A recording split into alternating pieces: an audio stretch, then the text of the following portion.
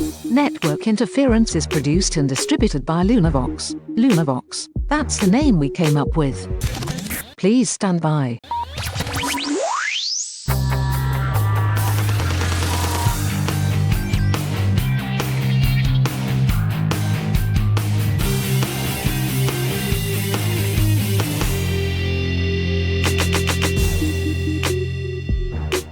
Welcome to Network Interference. I am your humble host, Shane, joined by my wonderful, fantastic daughter, Marlowe.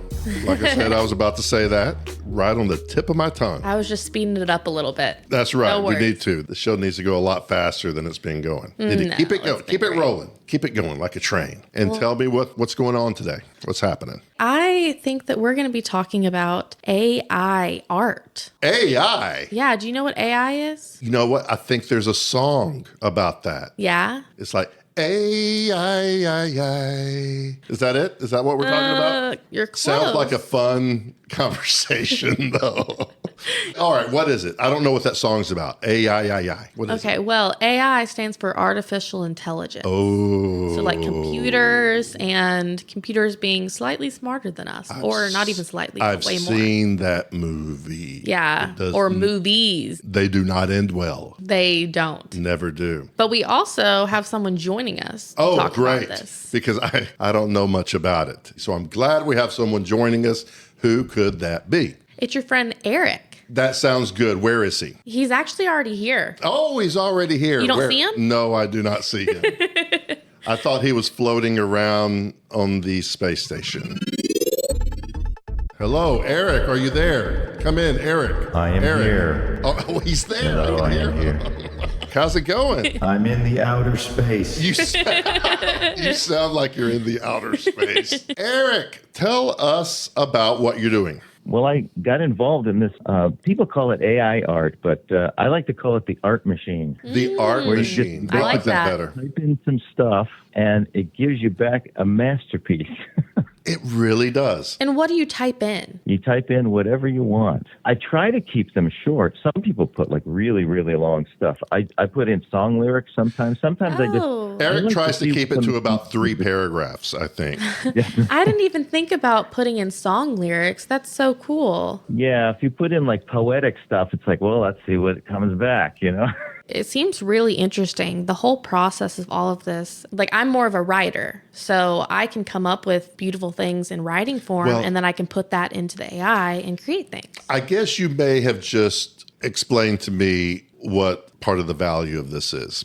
Using words to create visual art. That's fascinating to me. I see a reason for that to exist. What about you, Eric? What's the purpose of the AI art, the artificial intelligence art? What void is it filling? What were we asking for when this is what we were given? I think what, you'll be able to do is ultimately, if you are a writer or something, and you need pictures, like if you're a blogger, instead of going and getting stock pictures or something like that, you'll be able to just make your own. I used a whole bunch of different ones, and I found the one that had the best free version, that had the least amount of ads. Oh, the least amount. She went for the one with the least amount of ads, Eric. I think Eric has a different set of criteria for selecting his applications. And what are those? Well, I'm trying to see what the machines can do. I mean, there's so many different ones. The first one I started out was this one called Crayon. It's Craiyon because you have to misspell everything on the internet. Sure. And they're putting in AI in the word crayon. That's what they're doing. It's got AI in the middle. Smart. Oh, clever. Clever. And I would type in things like science and superstition, and you would get, like these stars and planets and cats for some reason. I don't know why. Well, I believe it reads the internet, and so there's a lot of cats on the internet. No doubt about that. That's how it learns. You're actually teaching the machine. It's like machine learning. Wow, that's so cool. Eric shares a lot of his artwork with people that follow his blog and on the social network, so I get to see what he's doing, and it's fascinating. fascinating.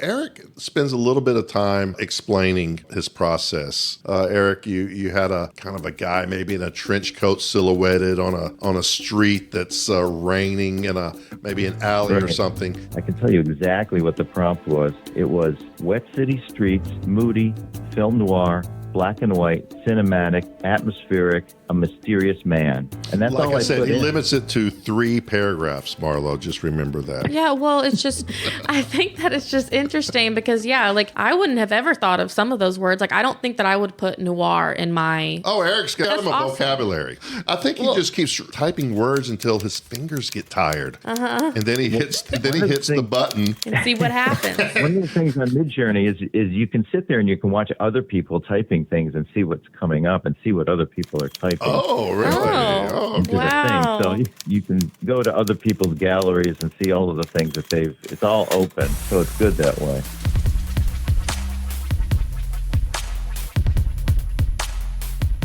So this technology is evolving rapidly, right, Eric? How quickly is it changing? What's it going to be like next year?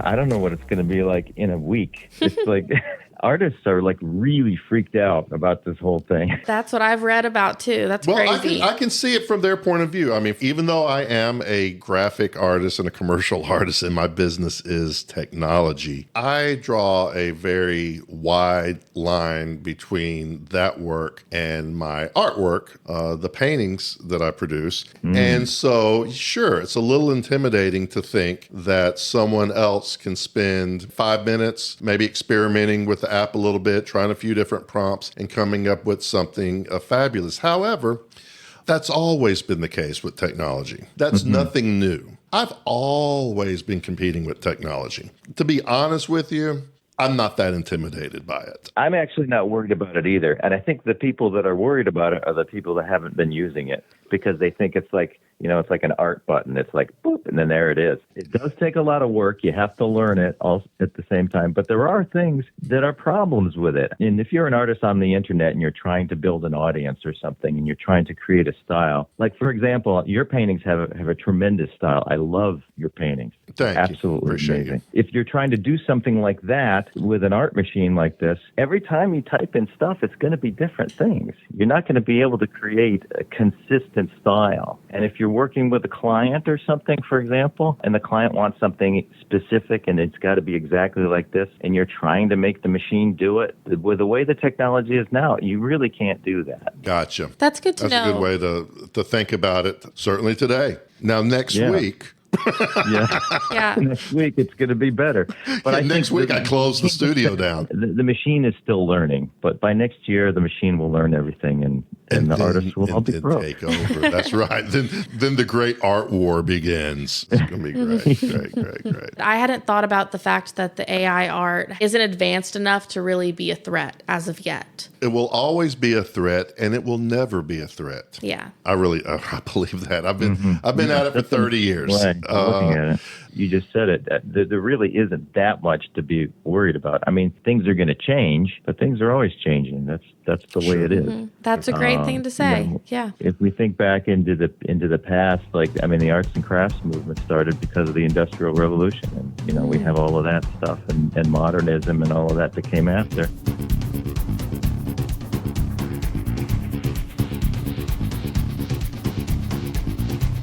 You want to hear about some angry artists, Marlowe? Yeah. I'm going to tell you about some angry artists. We're going back to the mid 1800s, all right? You got this one artist. I'm not even going to say his name because it doesn't matter. They were all angry.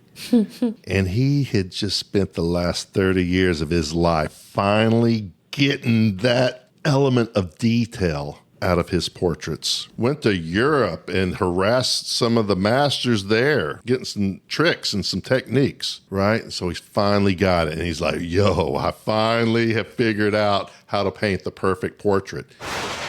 Then the camera comes. Camera gets invented. There's Abraham Lincoln getting his picture taken with a big old hat. No more paintings needed. No more sitting still for 5 hours or longer. These were some angry artists. All at once, when they saw the camera, they all screamed. But the screams were so loud that you could hear them across continents.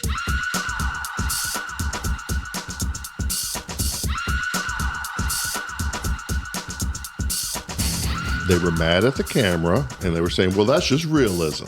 That's just instant realism.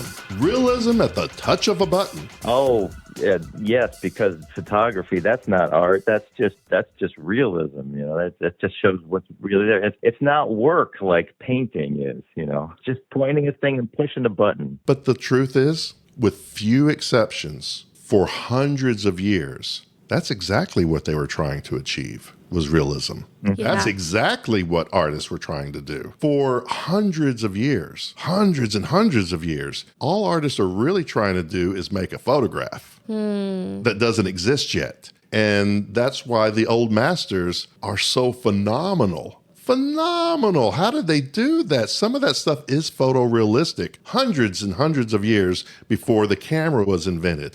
I mean, when that camera came, baby, they were just like, they were bummed. Those artists were really bummed. Yeah. They were hanging out at the local watering hole, drinking whiskey, getting drunk, crying, and complaining and whining about that dadgummit the camera. technology drank their milkshake. It was like that's what they did. You know, they created it, made it as realistic as possible, and that's they their whole life they tried to do that. And now what are we going to do? You know? Yeah. Then art got really interesting. Then Picasso and Matisse, the Art Center in Paris, Van Gogh. They're saying, you know what? Screw realism. Now it's time for us to have fun.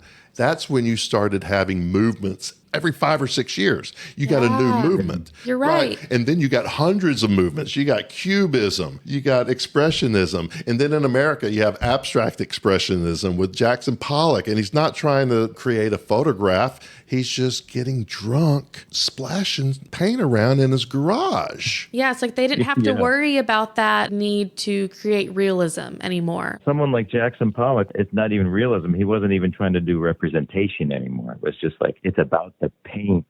You can probably get an app now for free. Watch a few ads. You can probably get an app now that will create a cubism effect. There wasn't no cameras that could create cubism in 1905. I don't think anyone could have predicted Picasso or Jackson Pollock. So we can't really predict what this is going to do for the hands-on physical analog artist. And that's exciting. It sure is. It really I don't know is. what I am a hands-on artist. Yeah. So this is almost kind of freeing us up. If we think about it in a positive way, this is freeing us up to come up with new ways Perhaps. of creating I don't know. art. Yeah, We're going to do something. new, and it'll be exciting. And so I think that We're gonna do change is something. okay. And I think that maybe Sure. these artists are just freaking out about, they don't want the change, and sometimes change is okay.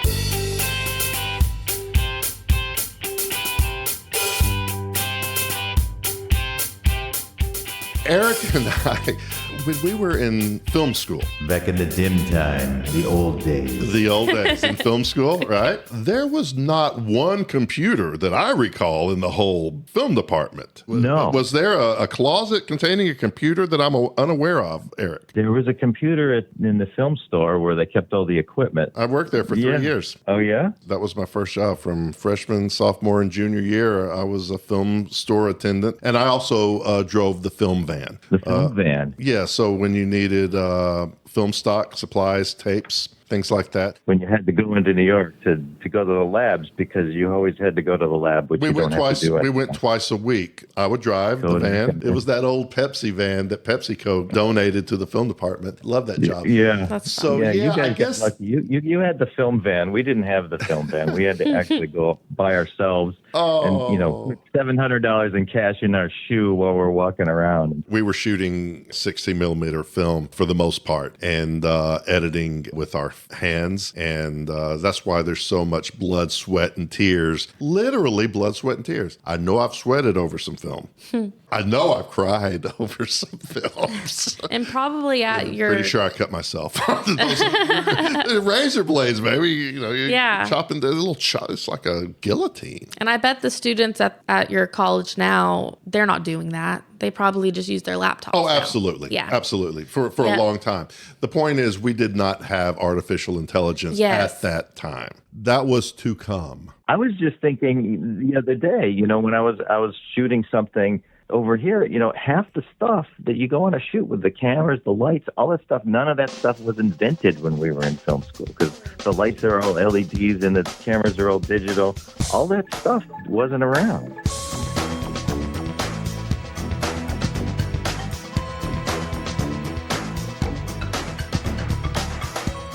Seems we have people who are for artificial intelligence art programs and that technology, and some people who may be against it. A lot of people who are confused by it. What kind of controversies are brewing up around this artificial intelligence art? So recently there was a guy who created an AI generated piece, and it took first place in the digital art category at the Colorado State Fair. Colorado State Fair. Hold on. Yes. Hold on a second. Let me get this right.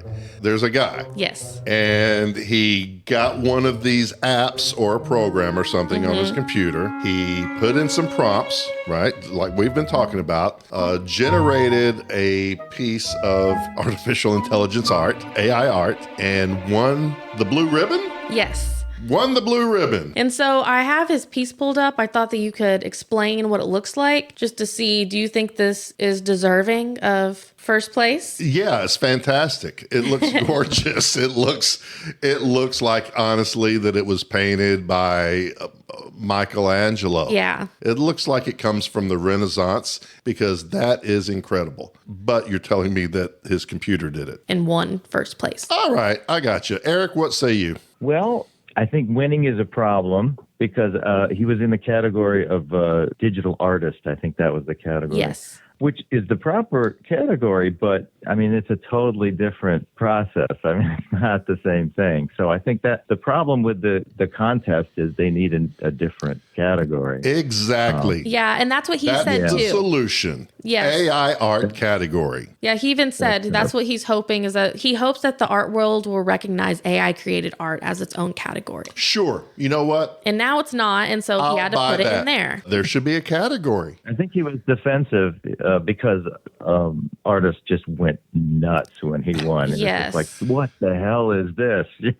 He just pushed a button and he wins. What the hell is that? Yeah. They're right. So maybe it shouldn't be in the digital art category at the state fair, but it should have its own category because it is a form of art. Sure. So could an AI generator be considered a tool for digital art? The program that I selected, right? We all had certain criteria. Marlowe's criteria was the fewest ads, okay? Eric was dabbling in a bunch because Eric's mission seems to be exploring this technology from all different angles and different applications. So that's why he's so fun to talk to about this subject. He's out exploring and testing things out. Trying to make it screw up and then say, oh, well, I can't do that, but it can do this, that kind of thing. Yeah, it's great. Thank you for doing it so I don't have to.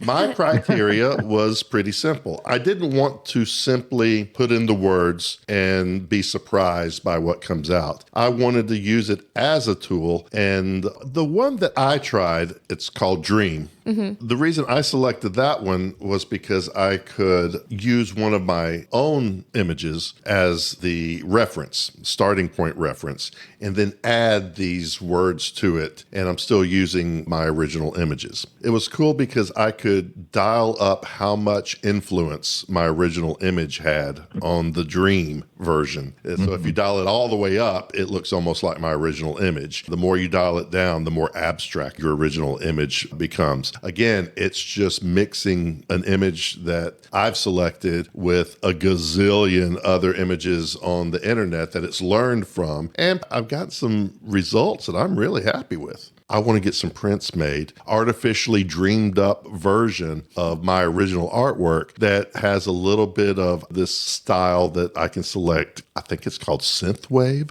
And it gives me a cool 80s vibe, kind of Miami Vice purples and pinks, and little splashes of that in my black and white portraits. I just let the computer add a few, pieces of weirdness to it to achieve that little splash of color. That's me turning that into a tool. Yeah, and I think I love hearing about both of y'all's process to doing AI art because it kind of brings more merit to it that I didn't know about beforehand. This has been a very interesting topic for me. I got to say, I've actually learned a lot. Eric, thank you for sharing what you've learned during your explorations in the wild, wild west Yes, of thank you. artificial intelligence. These are the early days, right? It's very early days, yeah. I wouldn't call myself an expert. I mean, I'm just starting. Well, you're an He's expert just a to humble us. explorer. He's floating around in the atmosphere. Thank you for downloading all of those applications and software into your computers and your telephones and tablets and wherever else you download them so that we didn't have to. I only downloaded one. Marlowe, how many did you download? I think 3. Well, Eric, I'm a humble explorer too. Eric's checking them all out and he's taking names. Anyway, he's kicking butt out there. Oh, He's holding these things side by side. He's sizing them up.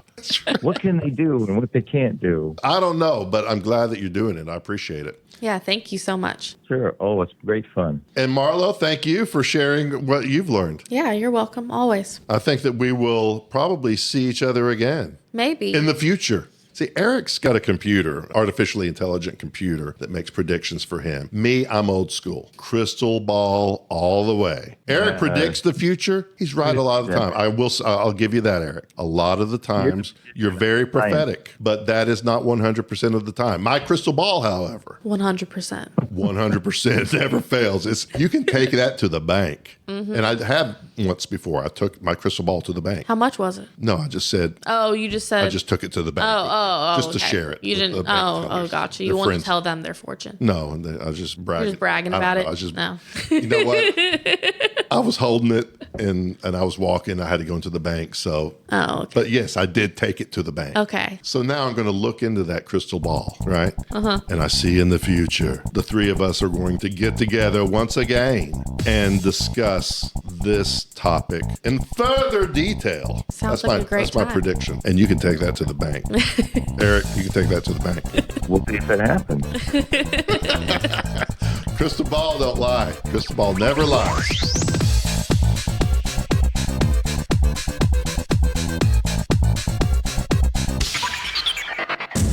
Lunavox. That's the name we came up with.